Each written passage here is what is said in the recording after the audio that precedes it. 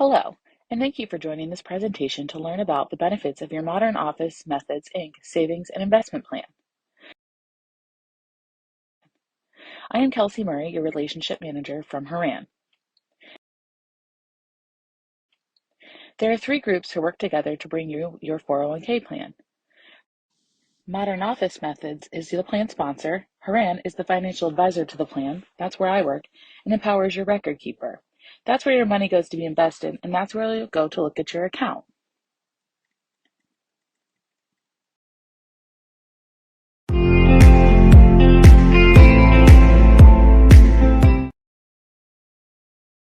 After you have been with the company for 90 days, you become eligible to participate on the first day of the next month.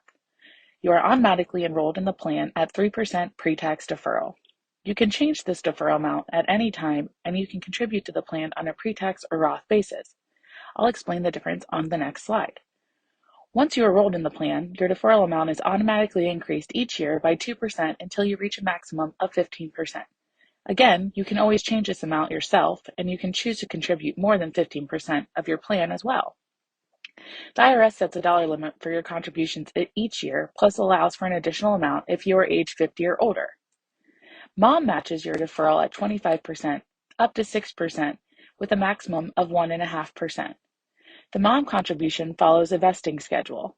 Vesting means ownership, so if you leave mom with less than 5 years of service, you will have to forfeit some of the employer match, as shown here on the chart. The amount you contribute is always 100% vested. Lastly, your account balance is intended for retirement, and as such, you have only limited access to your account while you are still working. Hardship withdrawals and loans are permitted, but consider carefully whether taking money out of your account is a good idea. It can lower the amount you have available when it's time to retire. The difference between traditional and Roth contributions. As you can elect to make both traditional and Roth contributions into your 401k plan, it's important that you understand the difference between these two contribution types. Traditional versus Roth.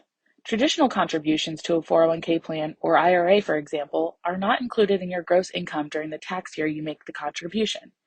These assets grow tax deferred, and any money pulled from these accounts in retirement is considered taxable income.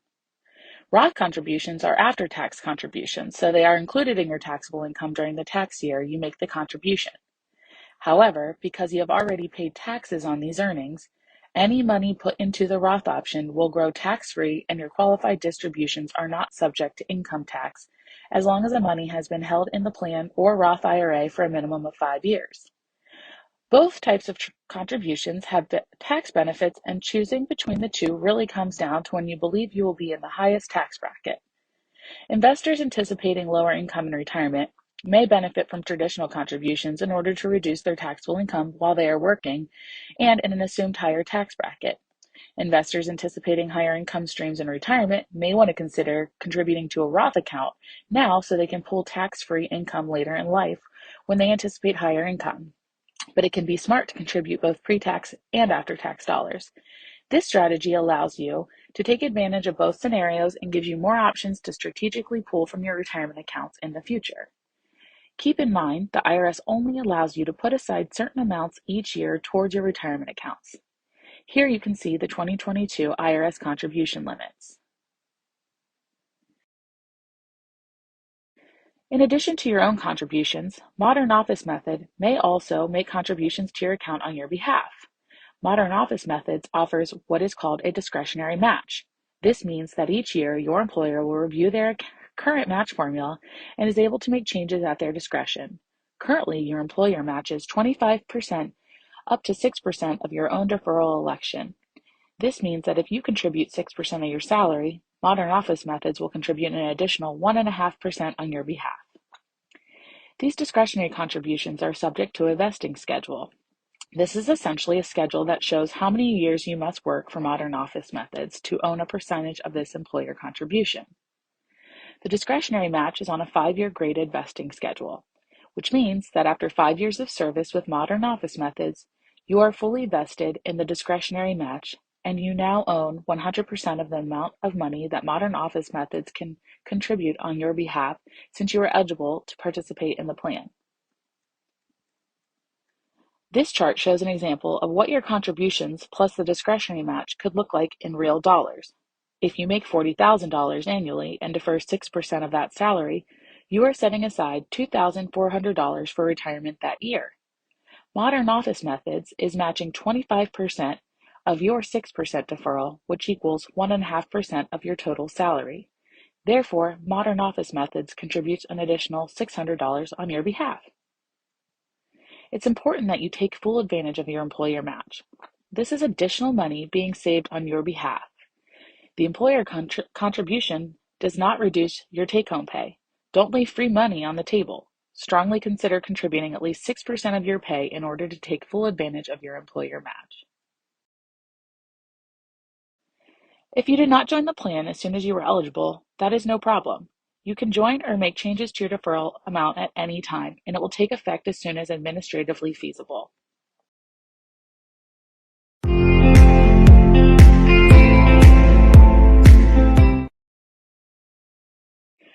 Where will money come from in retirement? This chart represents what percentage of your income will come from the different common sources in retirement. As you can see, ideally, 50% of your retirement income will come directly from money you set aside specifically for retirement. However, if you are unprepared and undersaved, you may want to consider some types of employment during retirement years to supplement any income gaps. As you can see, 40% of your retirement income would ideally come from Social Security, so we'll explore this more on the next slide. How does Social Security income factor into all of this?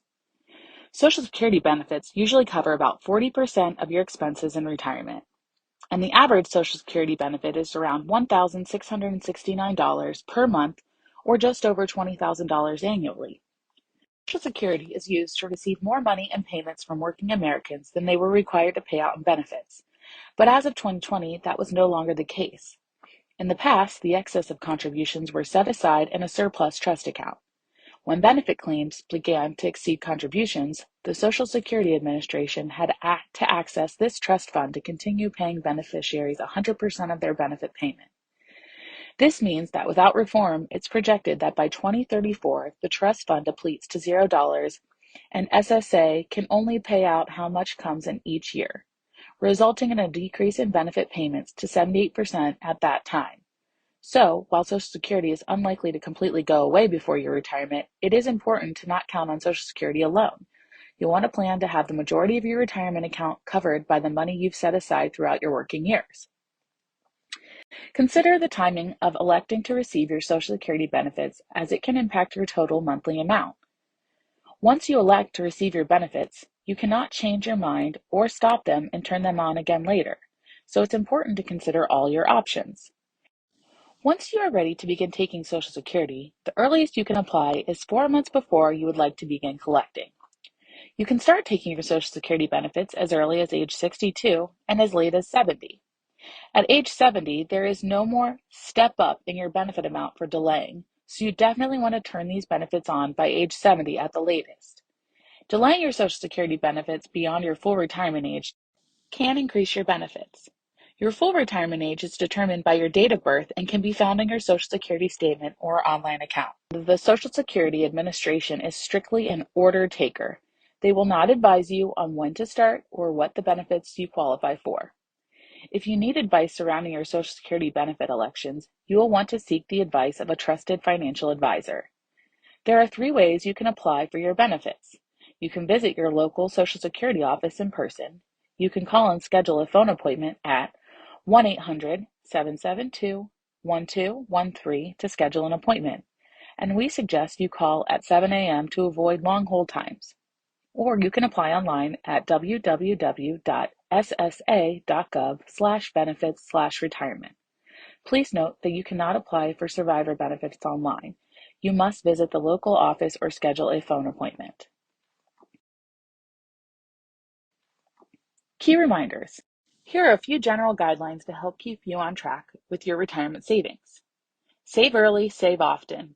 We will explore the power of compounding interest more on the next slide, but the key takeaway here is that the earlier you start saving, the more time your money has to grow before you reach retirement. It's never too late to start saving. Don't put it off. Save 10 to 15% of your income. Setting aside 10 to 15% of your income during your working years is the average suggested amount necessary to reach your income goals for retirement. Now, this amount can fluctuate greatly depending on a few factors, like time frame until retirement, expected lifestyle, and expenses in retirement, etc. For instance, you may need to save more than 15% if you're just starting to save at age 40 or 45, or if you anticipate spending more in retirement than you do currently. You may need to save less if you anticipate a large inheritance or lower spending in retirement. Consider your unique financial picture, but 10 to 15% is the average. Keep in mind, this does include anything your employer contributes on your behalf. Target replacing 75% of your income in retirement. Again, this could vary based on your expected lifestyle, debt, and expense in retirement, but typically, most retirees need an average of 75 to 80% of their current income in retirement. If you start saving earlier in your career, you will also gain from the benefit of compounding interest. Over time, your investments grow, and if you keep from making withdrawals, your earnings can accumulate even faster. An investor starting with $10,000 earning 7% would see the value grow to over $55,000 in a period of 25 years without ever adding to the account.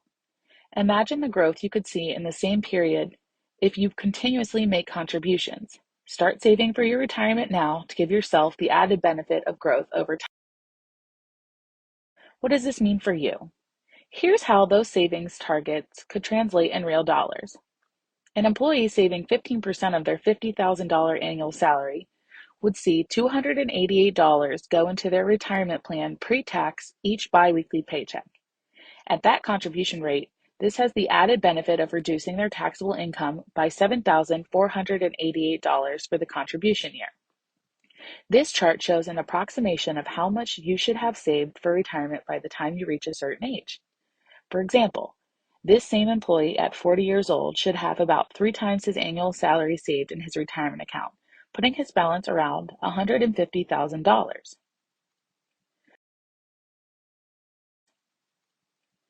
What if I'm not on track? If you're worried you might already be behind, don't panic. Consider your age and target savings. You may need to save even more or adjust your expectations of retirement to reach your goals. Just start saving now. It's never too late to start saving. Consider what you can afford to set aside currently and plan to increase that amount at regular intervals. Evaluate your retirement needs. Really think about how you plan to live in your retirement years. You may not need to replace 75% of your current income if you have no debt by retirement or you plan to live a simpler lifestyle. Put a long-term plan in place. Whether you plan to retire in the next 5 years or 25 years from now, it's important to have a long-term strategy that takes into account your current needs as well as your long-term goals. As always, seek counsel from a trusted advisor if you feel you need additional guidance.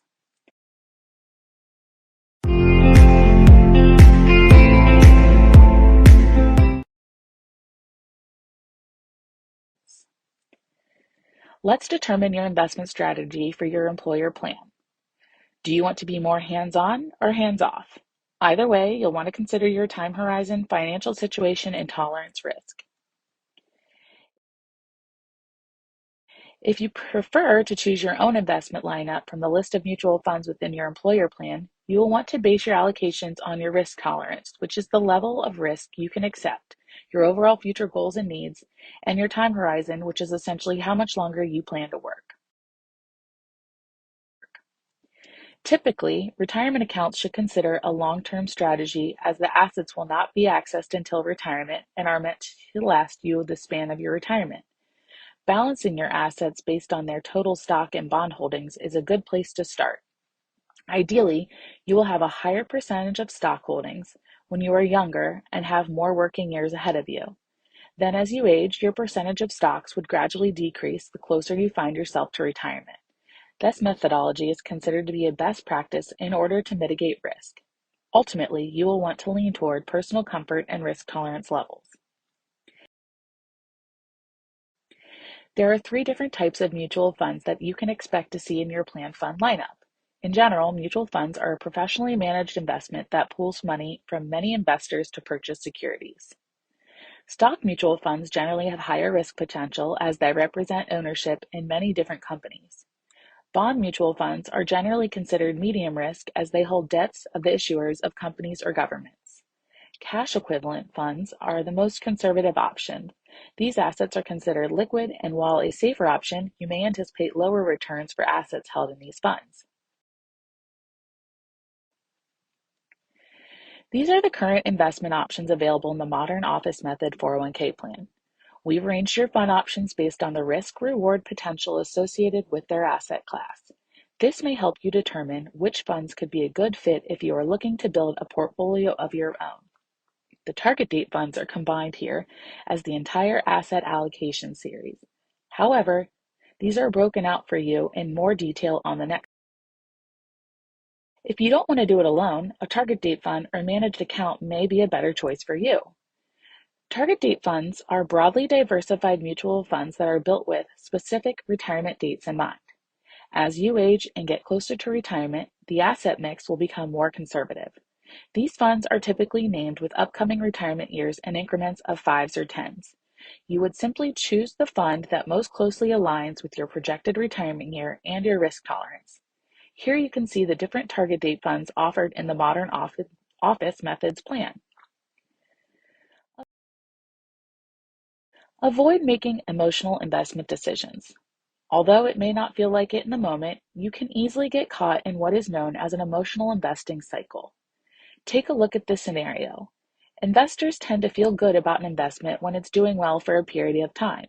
Once a trend is established, you're more likely to want to buy. However, if a market correction occurs, you may hold tight for a bit, but many investors sell out close to the bottom without realizing it.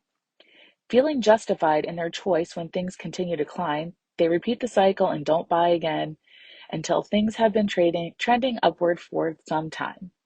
In this scenario, investors tend to buy when the price is high and sell when the price is low, which is the exact opposite of what you would want to do. Adjusting your investment strategy when the market is volatile rarely results in positive outcomes. Timing the market doesn't work. Build an investment strategy that fits your risk tolerance, age, and timeline, and rebalance at regular intervals. Investing at regular intervals, known as dollar cost averaging, allows you to take advantage of market swings, buying when an investment for sale at a discount and at a premium, reducing your average cost overall. The key is to be patient, make a plan, and stick with it.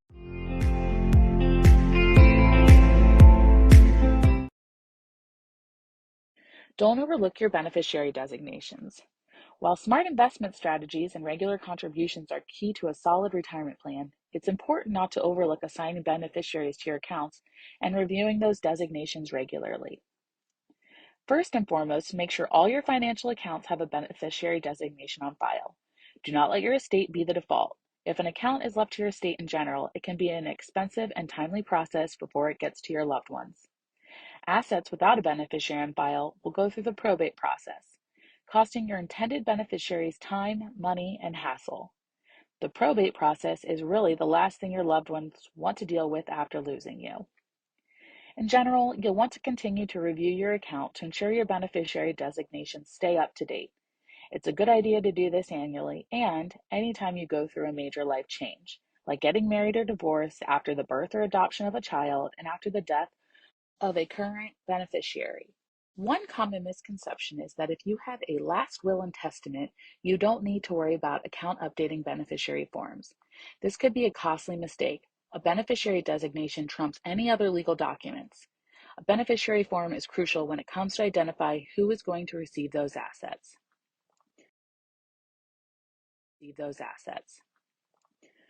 On January 20, 2009, in the case of Kennedy versus Plan Administrator DuPont, the U.S. Supreme Court ruled that a plan beneficiary designation controlled the payout of a participant's plan's benefits, even though the original spouse beneficiary had renounced her claim to the benefits in a divorce proceeding.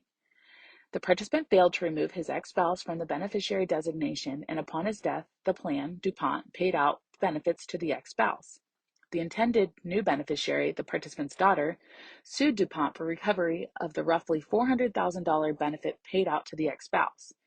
The court agreed with DuPont's contention that it was bound by ERISA to follow still valid beneficiary instructions benefiting the ex-spouse.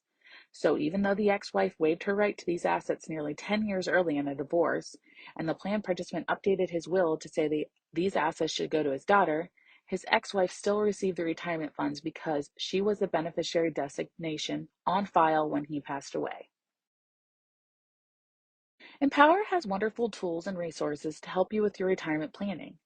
Call, go online, or download the app to start creating a retirement goal, research investments, update your beneficiary, and more. I'm available. I'm available to help with any questions you may have. My contact information is on the screen.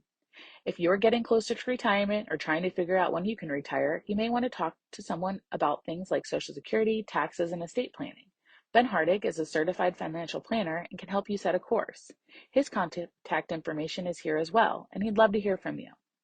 Thanks for listening today.